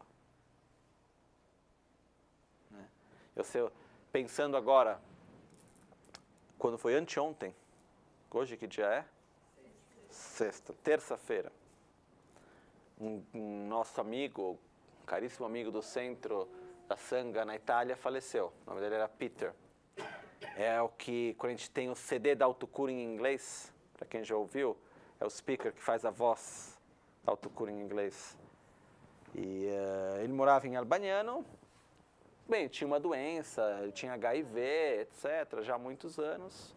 Mas ninguém esperava que ele falecesse terça-feira. Foi meio assim, de repente. E eu fiquei refletindo um pouco sobre que é claro que é muito diferente quando a gente fala sobre a morte, quando a gente vê a morte na nossa frente, né? Muito diferente quando a gente fala, não, quando vai, a morte está aí, de repente, quando a gente viu, foi. E um dos pontos principais, por exemplo, ele, uma semana antes, mais ou menos, ele teve uma briga enorme com uma pessoa, porque ele era uma pessoa bem, como eu posso dizer a melhor palavra, um pouco desligado, tipo lá, vai estaciona o carro no meio da rua para conversar com a pessoa, era bem assim desligado. Ele, alguns anos atrás, ele até veio para mim, ele falou, Lama, era em inglês, aquele humor em inglês um pouco, né? Ele fala, eu entendi uma coisa, depois de muitos anos. Ele começou no budismo quando ele era bem novo. Porque ele veio da cidade onde Geshe Kelsang Gyatso, que é um importante mestre, tinha um principal centro e tal. Aí ele falou, depois de uns 20 anos eu entendi que droga e Dharma não vão bem juntos. Então, ele tinha uma atitude muitas vezes assim, um pouco não era muito presente em certas coisas, etc. Ele pegou o carro emprestado de uma pessoa, recebeu uma multa super alta, mas sempre por besteira, não sei o que, etc, etc. Acabou tendo uma briga por causa dessa multa, e não sei o quê. Quando encontraram ele morto, do lado dele tinha a multa paga. Colocada do lado assim. Ele tinha ao mesmo tempo, normalmente o quarto dele estava sempre bagunçado, nesse momento o quarto estava limpo direitinho, tudo no lugar, tal. Mas o fato é que eu fiquei observando e eu vi a reação nas pessoas, se as pessoas que brigaram com ele por causa dessa multa soubessem que depois de 5 dias ele teria morrido, teriam brigado do mesmo jeito por causa da multa? Teriam brigado. Mas quando a gente sabe que a outra pessoa vai morrer, ou que a gente não sabe. Então, o fato é dar importância para aquilo que tem importância. É isso. Porque a gente acaba perdendo muitas vezes muita energia, espaço para besteira. Tudo bem, teve a multa, vamos lá, alguém vai ter que pagar, de um jeito ou de outro paga, se é eu, se é você, algum jeito vai pagar e pronto. Eu não vou ficar acumulando rancor, conflito, raiva, por causa disso. Posso escolher, não vou mais emprestar o carro para você, pronto, acabou. Mas o que eu quero dizer é cultivar sentimentos de rancor e de tristeza, e de raiva, de aversão por causa de coisas bobas do dia a dia, não é necessário. Perder o nosso espaço, a nossa energia com rancores e com coisinhas do dia a dia, não é necessário. Os problemas estão aí, vamos resolver. Mas eu tenho uma coisa muito melhor para dedicar a minha energia do que para isso. Isso que é importante. Okay? Então, eu acho assim que a conclusão de hoje é o fato que quanto mais profundo for o objetivo que a gente tem na nossa vida, mais difícil vai ser para que a gente acabe se abalando. Mais estável a nossa vida se torna. Por um outro lado, quanto mais superficial forem os nossos objetivos, o significado que a gente dá para a nossa vida, o sentido que a gente dá para a nossa vida, mais fácil a gente vai ser abalado, a gente vai entrar em crise e as coisas vão estar em conflito. Acho que é isso, principalmente. E lembrando que ter um sentido de vida mais profundo é uma coisa possível, mas que ela deve ser gradualmente obtida, cultivada. E a gente gradualmente vai conseguir chegar nela, não é uma coisa que vem de um dia para o outro. Porém, temos que direcionar a nossa mente para ela. O que eu quero? Onde eu quero ir? Né? Se a gente souber ver dessa maneira, a vida se torna muito mais leve também. Coisas boas, coisas ruins, fazem parte da vida. Mas no final, o que eu vou obter? E uma das coisas que eu acredito muito, observando assim, cada vez fica mais claro, é que a gente precisa ter experiências positivas para poder seguir o caminho positivo. A gente precisa se autoinduzir a essas experiências. Por exemplo, a gente acabou de fazer agora 3 semanas de retiro, uma prática de Guhya Samadhi. Tinham várias pessoas participando do retiro que, sinceramente, não tinham nenhuma preparação para fazer o retiro. Talvez peça desculpas se eu sou um pouco direto demais, mas o fato é que a gente pega pessoas que efetivamente não faziam a mínima ideia do que era a prática, como era a visualização, o que estavam fazendo, nunca tinham feito. E conversando com algumas dessas pessoas, qual foi a reação delas? Depois do primeiro dia de retiro, lá sentava para fazer o mantra, né?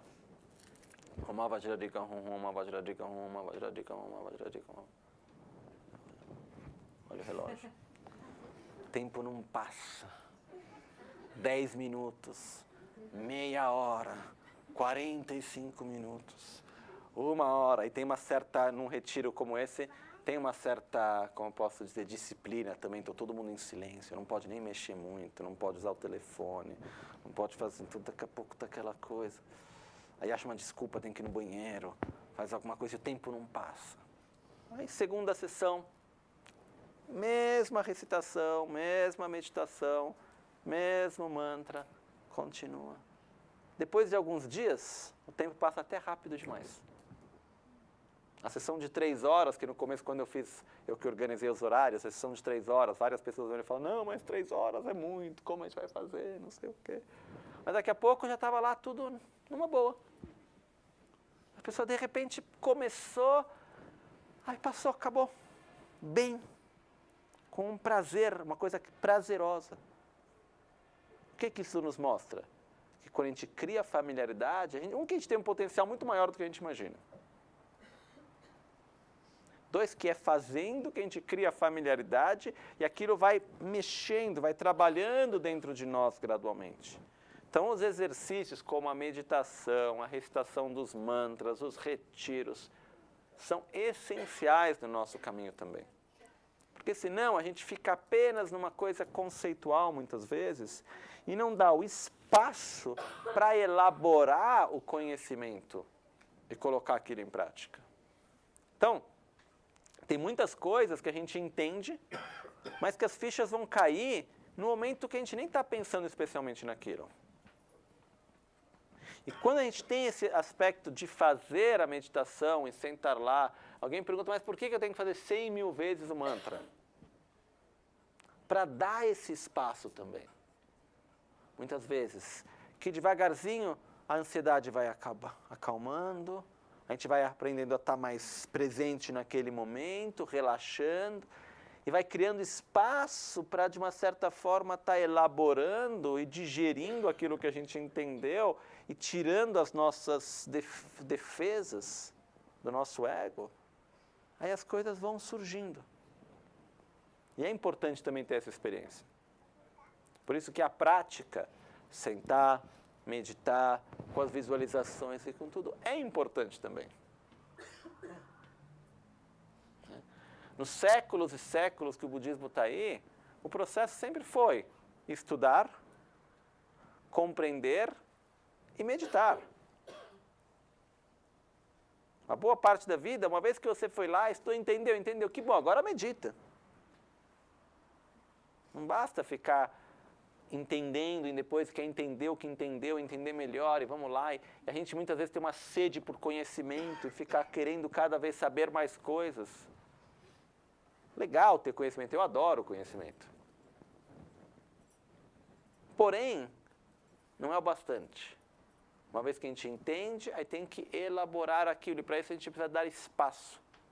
Que é um dos objetivos que vem através das práticas que a gente tem de meditação e recitação e assim por diante. E o que eu vejo que é muito legal, a experiência que, por exemplo, nesse processo, mais de uma vez eu tive essa experiência observando, muitas vezes fazer uma prática com a recitação de um mantra, etc., que tem as bênçãos, tem tudo que vem junto, mesmo sem entender o que está acontecendo. Recitar um monte de coisa em tibetano e passar dias fazendo um mantra que é uma recitação que mal entende o que é. Mexe. Quando a gente vê coisas que a gente mal esperava, aquilo vem à tona e de repente teve uma mudança que fica depois. Né? Então, é claro, isso a gente só pode saber tendo a experiência. Porém, o que eu quero dizer é que, uma vez que a gente entende, que pela nossa fortuna, existe ao mesmo tempo todo um processo para ser seguido. Que requer constância, requer sentar, meditar, refletir. Mas, ao mesmo tempo, todo o processo de recitação, de respiração, de visualização, com constância, ele traz o resultado. Não são coisas que a gente faz uma vez e o resultado acontece. Né? Então, é um processo que é necessário também. Né? É uma coisa, eu vejo um pouco no budismo, peço desculpa se eu for um pouco direto demais, porém, o que ocorre é que eu vejo, a gente tem muitos simpatizantes do budismo, que é super legal, tudo super bem-vindo, Porém, na hora do vamos ver, na hora de vamos lá, colocar a bunda na almofada, vamos mudar a própria vida, mudar a própria visão de mundo, vamos colocar em prática de verdade, ter o compromisso todos os dias, aplicar no próprio dia a dia, nem sempre acontece. A gente pega um pouquinho aqui, pega um pouquinho lá, acha legal aqui, acha legal lá. Mas o resultado grande ocorre colocando a bunda na almofada. Ou seja, não é que tem que ser fanático de fazer as preces, não é isso. Mas é colocando em prática, é se colocando em jogo. Pode se dizer, se diz assim em português também, né? Mas tem que se colocar em jogo. Praticar o budismo quer dizer se colocar em jogo, quer dizer muito bem, vou mudar a minha atitude. Vou aprender a ver o mundo de outro jeito. Mudar a minha visão de mundo, mudar o paradigma no qual eu vivo. Me colocar em jogo, mudar a minha atitude. E para isso eu vou ter que criar hábitos novos. É fácil? Não. Mas é assim que gradualmente o resultado acontece. Okay? Mas a coisa maravilhosa é que a gente tem essa possibilidade. Que é muito bom. E só concluindo, o que pode acontecer algumas vezes é que quando a gente começa no caminho do Dharma, é que nem é o Dharma do ponto de vista do budismo tibetano, tradição Gelupa, linhagem Gelo, Ganden, Nyingyo, etc, etc, etc. Amanhã eu vou falar um pouco mais sobre isso, mas o importante é a sinceridade na nossa prática. Independentemente do nome que a gente dê para o grupo que a gente faça parte. Mas no momento no qual a gente coloca essa sinceridade verdadeira, a gente se coloca em jogo. E é aí que a nossa prática verdadeira começa. Não é fazer parte de um grupo ou se seguir, eu sou budista, vou lá e coloco umas pinturas esquisitas na minha casa, vou andar com mala, que eu mal sei direito o que é, ou até sei o que significa, mas pelo menos quando eu vou num lugar eu me sinto uma pessoa mais espiritualizada, porque eu tenho alguma coisa para mostrar isso, e uso umas palavras diferentes no meu vocabulário. Não é isso que nos faz um praticante budista. Ajuda, uma coisa ou outra pode ajudar, se for usado da forma certa. Ótimo, as imagens sagradas são importantes. Trazer para o nosso vocabulário certas palavras. Lama Ganche falava poucos dias atrás, por exemplo, que em tibetano, uma das palavras que é muito usada é a palavra interdependência. Mas ela é usada assim para qualquer coisa. Então quando vai num casamento, a pessoa leva uma flor. Por que leva a flor? Para gerar uma interdependência positiva. Aí vai numa coisa, para uma interdependência positiva. Tendrelioren tibetano. É uma palavra que todo mundo usa, muitas vezes sem nem pensar tanto no significado, mas é extremamente profundo. Né? Então, me lembro até no monastério, tinha um monge, que era o Pema. Ele tinha síndrome de Down. Então, provavelmente ainda está lá. E uma vez, a gente estava almoçando junto, ele era uma pessoa muito simpática. E aí tinha, tapetinho americano, para colocar o prato. Aí o Gen Lakpala, que era um professor, começou a tirar um sarro dele, brincando com ele, falando, para que isso? Que muda o gosto da comida? Aí ele falou, porque é uma boa interdependência. Colocou o tapetinho lá, né? Aí o meu mestre não tinha mais o que falar direito, né? Mas o que eu quero dizer é que ter palavras positivas no nosso vocabulário ajuda. Porém, a prática é quando a gente se coloca em jogo. Para mudar a nossa atitude, rever a nossa visão de mundo. E muitas vezes a gente trazer para o nosso dia a dia uma constância. Meditar na recitação, no direcionamento da nossa mente. Que não é fácil, claro, para ninguém. Nunca foi. Nunca foi fácil para nenhum grande praticante. Porém, o que eu queria dizer é, uma vez que a gente começa, tem um ponto que eu acho que muitas pessoas já passaram, ou até estão passando por ele, que é quando a gente entra no Dharma, ou seja, em praticar o caminho espiritual de uma forma sincera, a gente entra no Dharma, a nossa visão de mundo tem uma mudança. Né? Aí tem uma hora que a gente não tem mais o mesmo prazer pelas coisas mundanas como antes, mas ao mesmo tempo a gente também não abandonou e também não tem aquele grande esforço pela prática espiritual total e dedicação. Então a gente não sabe muito bem onde ficar e pode ter um momento no qual a gente fala, mas o que eu estou fazendo? Antes era tão mais fácil a vida, por um lado. Antes eu ia lá, me divertia, enchia a cara, estava tudo bem. Hoje em dia eu não consigo mais fazer isso. Então, ao mesmo tempo, não tem mais a satisfação e o prazer por certas coisas que tinha antes, mas ao mesmo tempo ainda não consegue se encontrar a satisfação e o prazer nas outras coisas no caminho onde a gente vai. Existe esse momento de bardo, estado intermediário, que pode durar de uma semana por uma vida quase, dependendo como for. Depende do caminho de cada um. Mas o que acontece é que é um momento que é bem possível. Então, a gente tem que, em um certo momento, a gente tem que saber soltar. E dizer muito bem, o que me traz satisfação é o Dharma. Isso não quer dizer que eu não possa me divertir, isso não quer dizer que eu não possa estar com os amigos, eu não posso fazer o que for. Porém, a satisfação eu encontro no Dharma. Então, quando a gente consegue falar, a gente solta de uma certa forma, a gente relaxa. Aí a gente pode até estar junto com os amigos, com coisas que, digamos, assim, podemos chamar superficiais ou mundanas, a gente está bem com elas.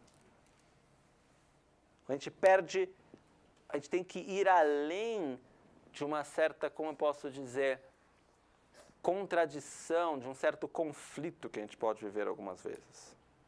Porque o conflito ele ocorre em eu tomo refúgio no Dharma, ou eu tomo refúgio nos prazeres e assim por diante. Quando a gente toma refúgio de verdade no Dharma, aí a gente pode ter os prazeres e está tudo ótimo. O problema é quando a gente não sabe onde tomar refúgio de verdade. Ok? De qualquer forma, esse é um outro assunto bem longo, não vou entrar nisso agora. Quero agradecer muito a presença de todos, dizer que é uma grande alegria poder estar de novo aqui. Eu escolhi os ensinamentos para esse fim de semana sobre os 4 selos, porque, ao mesmo tempo que é a base da filosofia, ela é importante para quem já está no Dharma há muitos e muitos anos, para se lembrar, refletir, e para quem está entrando no budismo agora, ela é fundamental ter esse conhecimento também, de qual que é a base da filosofia budista aplicada no nosso dia a dia. Ok? Vamos fazer as dedicações por hoje. A gente vai ter amanhã, depois de amanhã e depois terça-feira. Aí quarta-feira eu estou indo embora. Jetsun lame kutse raptenchi namkar chile chochur gepada losan tempe dröme sasumgi drove musel tato negur Nimo dele tsendele, nime kuyan delekshin, ninsen takto delekpe, kuncho sumgi jingilom, kuncho sumgi ngodrup sol, kuncho sumgi trashisho. De sol a sol, à noite ou ao meio-dia, possam as 3 joias conceder-nos suas bênçãos. Possam as 3 joias ajudar-nos a alcançar todas as realizações. Possam as 3 joias espalhar muitos sinais auspiciosos no caminho de nossas vidas. Muito obrigado a todos.